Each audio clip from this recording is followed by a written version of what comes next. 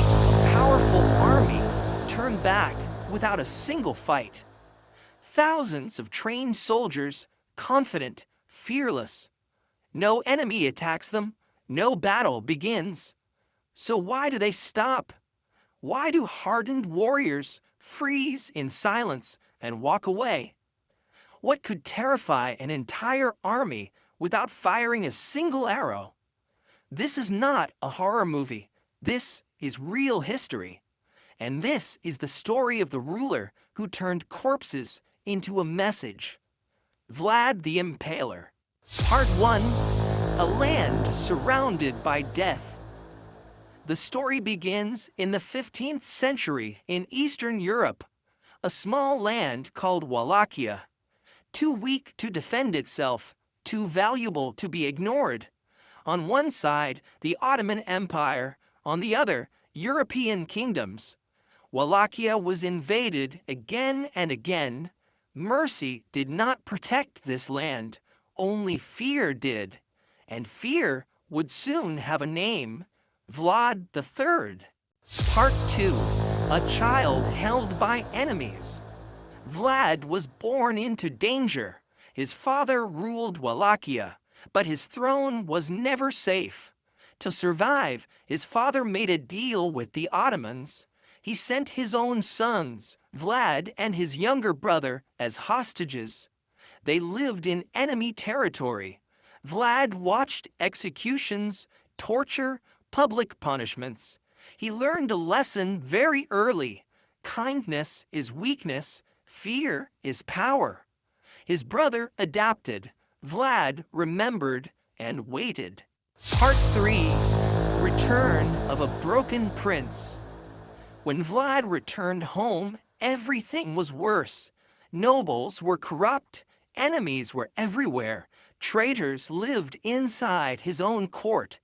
Vlad knew if he ruled gently, he would die quickly, so he chose terror.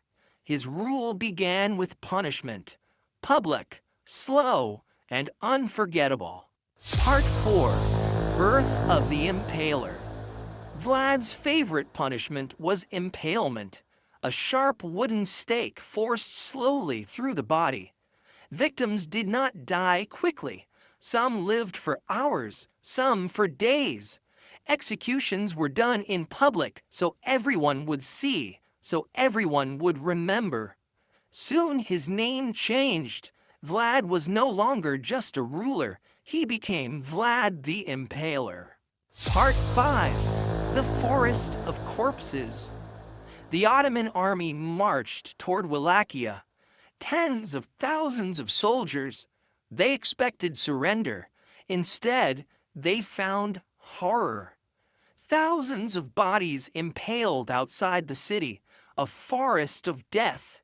The smell was unbearable. Even experienced warriors felt sick. This was not madness. This was strategy. A message without words. This land is not worth invading. The army turned back without fighting. Part 6.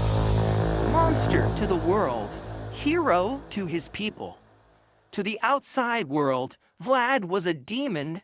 To his people, he was safety. Crime disappeared. Stories say a gold cup could sit in the street untouched, not because people were good, but because fear was absolute. Vlad believed order is born from fear, not mercy. Part 7. Betrayal and death. Fear creates enemies. Vlad was betrayed, captured, imprisoned. Though later released, his power never fully returned. In battle, he was killed.